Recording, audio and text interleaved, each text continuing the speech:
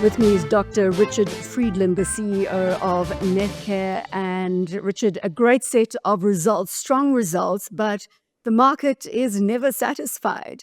Talk me through the last 12 months in terms of the highlights from your perspective. Yeah, thank you, Bronwyn. I think it was a particularly challenging year for us, both from a macroeconomic perspective and where we find ourselves in healthcare. And so the first 6 months, we saw volumes down. A lot was seasonal because of Easter. And we had a very good recovery into the second half of the year. We've still been able to pay out an exceptional dividend, over 61% of our headline earnings per share or profits. We were able to pay back to shareholders, 1.6 billion in both share buybacks and dividends over this period, without really impacting the amount of debt on our balance sheet. It only increased by 278 million. We kept our debt to EBITDA levels at 1.2. So a very strong operating performance. We showed good operating leverage. And overall, we were pleased with the results. Talk to me about the outlook and whether you believe we're going to remain in this constrained environment despite some forward-looking reprieve on interest rates. I think that sentiment has definitely changed. I don't think many people, most people saw a government of national unity as an alternative to a coalition or an outright majority. And I think that the sentiment in our country has certainly changed, and we're seeing that and change for the better. We haven't seen the fundamentals follow yet, and so we're hopeful that they will do so. I think healthcare is always a late cycle beneficiary.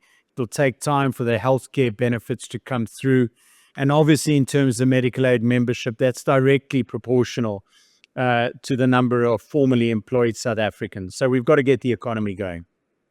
Richard, early September, you spoke to my colleague Alec Hogg, and you chatted about NHI and the Hospital Association of South Africa. I see in your verbiage today on your results release, you still stand by the statements as an aggregate that the legality and the feasibility of NHI is still very much in dispute.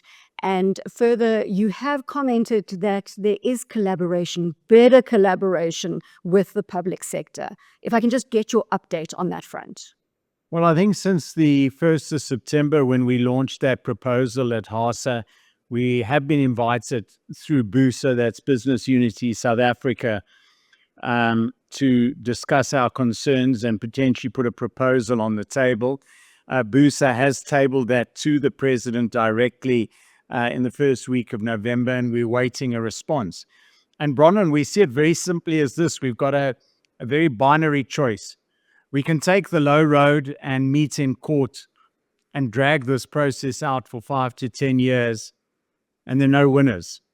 Or the president can galvanize the private sector, its resources, its knowledge, its expertise, and most importantly, its willingness. And we can together solve the problems in South Africa. We can't wait another 10 years to address the inequities and differences in healthcare. We need those solutions, and we need them now. We think there are a number of initiatives that we can help with as the private sector, and I don't mean that in a patronizing way, but I think there's a greater collaboration between public and private. Having said that, there are fundamental concerns about the NHI Act that will need to be addressed through amendments. Some have chosen to go to court. We as HASA have held back. We're awaiting a response from the president, really, as to whether there's a door that's been opened or not.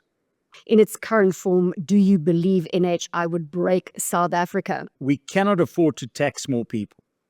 We've reached the absolute pinnacle of that Laffer curve, and that Laffer curve teaches us or shows us that actually the more you increase taxes, actually paradoxically the less you collect, because people start avoiding paying. And we're at the very peak of that curve at the moment. So the funding of what is being conceived within the NHI needs to be unpacked in detail. And there are far more rational ways of achieving what government wants to do. And we believe there are solutions to this. Richard, in terms of one of those people that self-medicate, I hate to tell you that I'm one of those people, and I see that that is hitting your results. Is it a big trend that continues to grip the medical environment? I think it's a trend certainly within the primary care environment. I think it also has to do with disposable income being under pressure. And I don't think it's necessarily a negative one. I think people learned to cope during COVID. They've become more resilient. And I think we must respect that. There is always a place for a general practitioner and a dentist and primary care physicians. But to the extent that people feel they can self-medicate, we certainly wouldn't advocate against that. And then, Richard, you are staying on beyond September, navigating another 6-month period. Of course, we're already 2 months into that.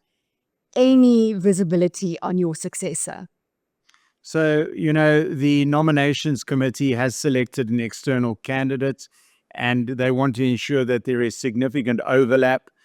We've got a lot of executive changes, as you would have seen from our presentation. We've just finished the first 6 years of a 10-year strategy, and fortunately, very successfully on digital. The next strategy on data, this is an inflection point for us in terms of driving data with our big data analytics platform and our person-centered health and care.